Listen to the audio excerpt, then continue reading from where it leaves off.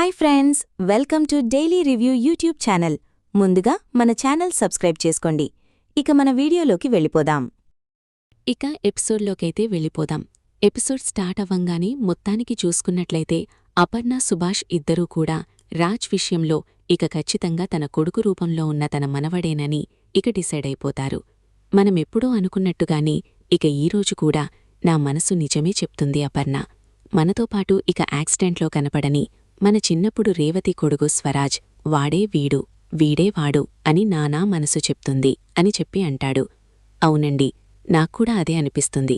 వాళ్ల తల్లిదండ్రుల దగ్గరికి వెళ్లి నిజాన్ని ఎలవలాగా తెలుసుకుందాం. అసలు వాళ్లు వీడిని నిజంగా కన్నారా లేదంటే ఏం జరిగిందో అన్నది కూలంకషంగా తెలుసుకుంటాను అని చెప్పి అపర్ణ, సుభాష్ ఇద్దరూ కూడా మాట్లాడుకుంటారు. మరొకవైపు రాజ్ అలాగే ఇందు ఇక స్టోరూం చూసి ఆశ్చర్యపోతూ, నువ్వు ఈ ఇంట్లో అసలు మహారాణివు అని చెప్పి నన్ను మోసం చేశావు. అసలు నిన్ను నేనేం చెయ్యాలి? డబ్బు కోసం నీతో పెళ్లి నాటకమాడాను. కాని నువ్వేమో ఇక్కడికి వచ్చాక నీ పరిస్థితి ఇదన్నమాట.